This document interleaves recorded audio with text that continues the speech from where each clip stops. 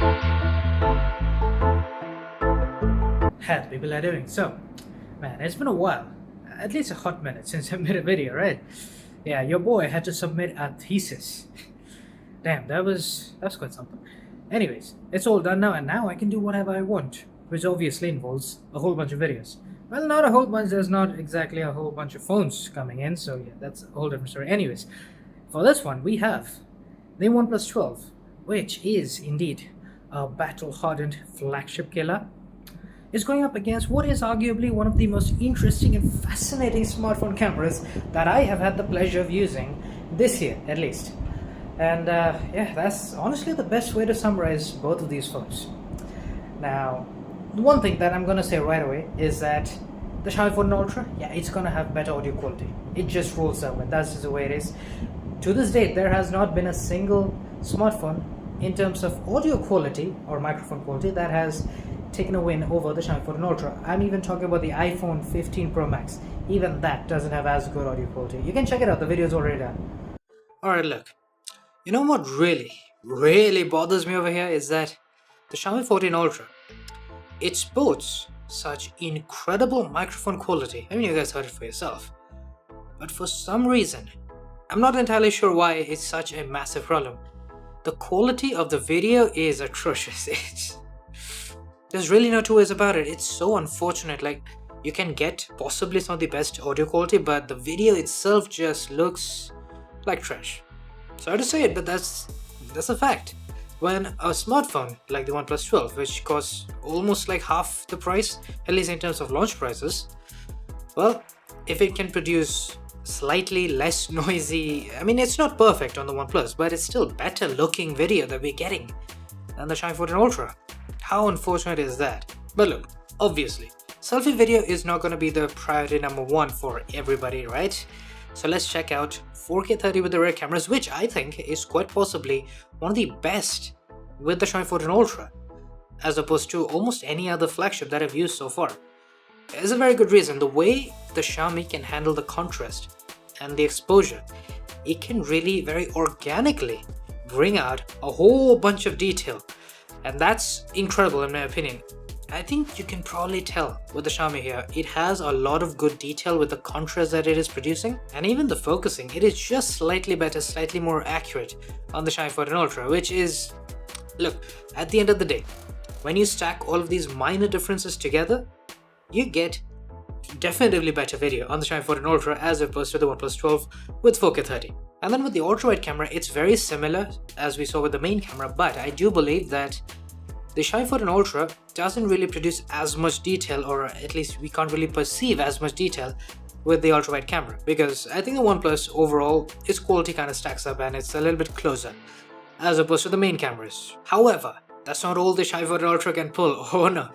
Master Cinema, it is, I think at this point, my favorite videography mode on any smartphone, because it is so flexible whilst also being extremely user-friendly.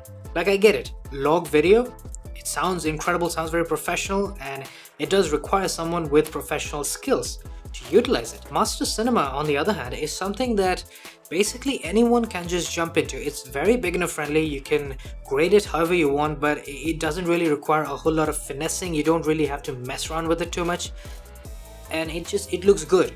You're getting that Rec 2020 color space, which is fantastic, as you might know. And I would say that in this particular scene, you'll see soon enough why I say that, is getting even better dynamic range as opposed to log video, which is incredible. And well, the flexibility, it speaks for itself. I mean, look at it. I've graded with a very stylistic approach, a hefty dose of it. We've got this warm, soft glow look with some teal in the shadows and really high contrast. I'm also handling the highlights as well. You can see I've got a much more gentle roll-off thanks to the really flat profile that we had. It looks really nice, and this is definitely not something I could have achieved, at least not as easily, with the regular Rec 709 video from the OnePlus 12. Now then, with that said, let's check out versatility. You see, this is also something that the Xiaomi 14 Ultra is obviously going to pull ahead in. It has 2x mode as well. Don't use it, it doesn't really have good quality. The 3x and the 5x on the other hand are stunning. There's no question about that.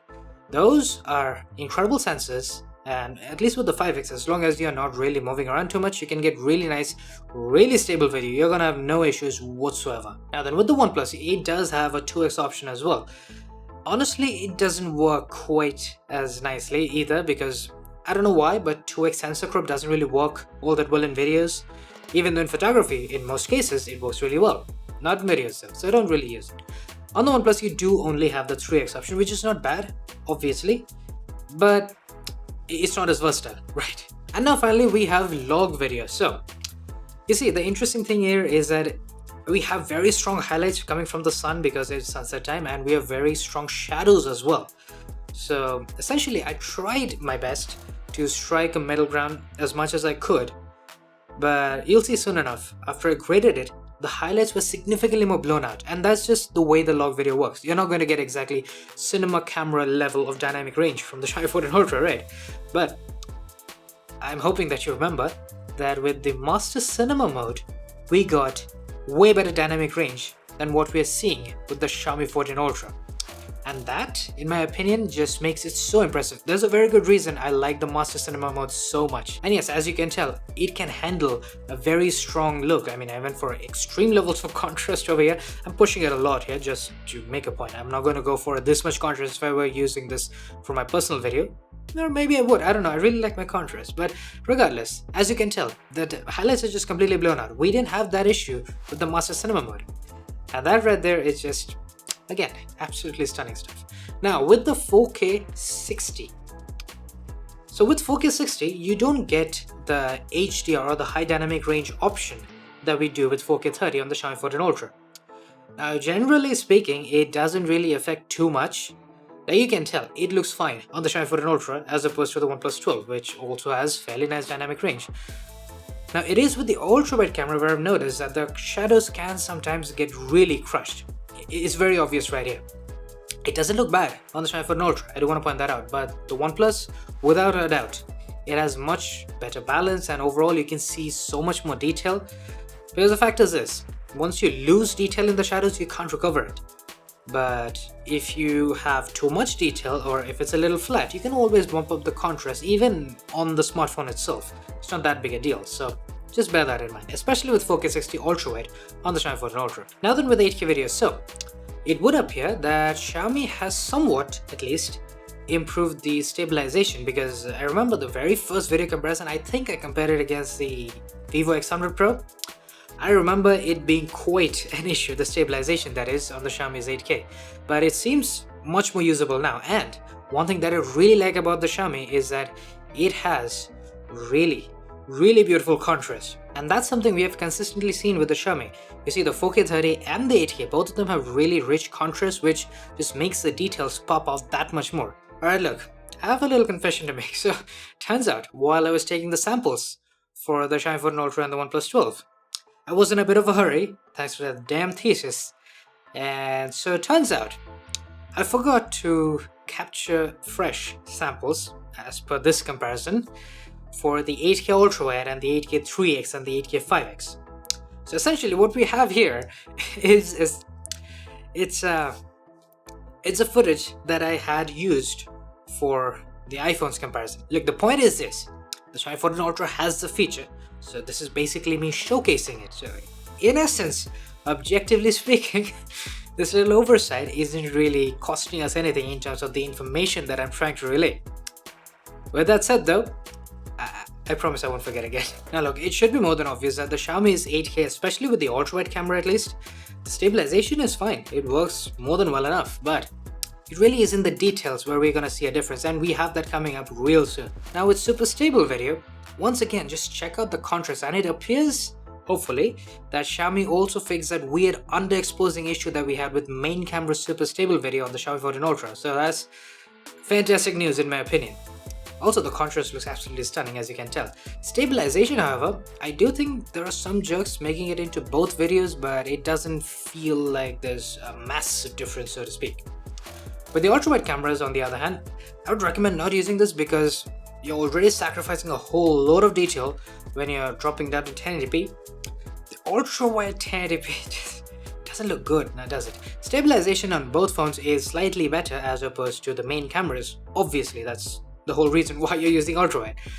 But I still think that the drawback or the sacrifice with the quality is just not worth it. Now with that done, let's finally move on to what is arguably my personal favorite part of just about any video comparison, the details.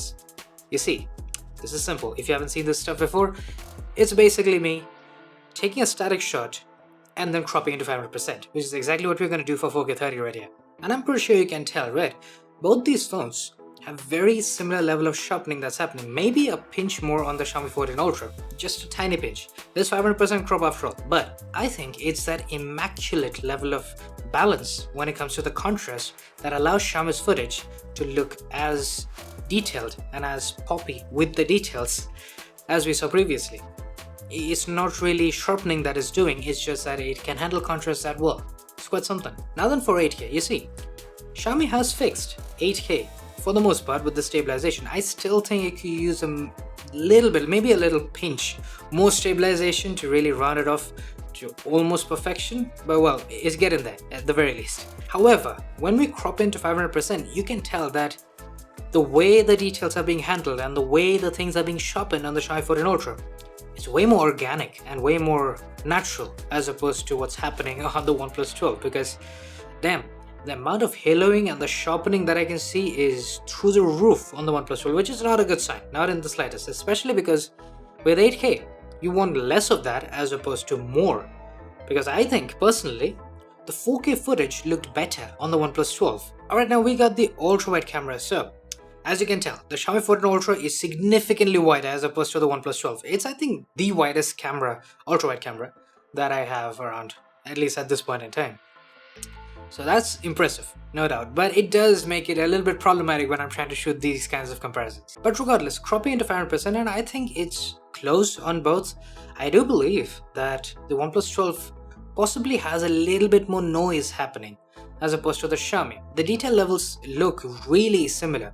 The Xiaomi does have slightly lower exposure and slightly higher contrast, which might appear as if it has more detail, but at the end of the day, it's not that massive of a difference. The noise, however, is definitely nice to see that the Xiaomi isn't portraying as much. Now then with the 8K, so it's the same subject. That's the best way to do it because you can correlate with the previous 4K stuff as well.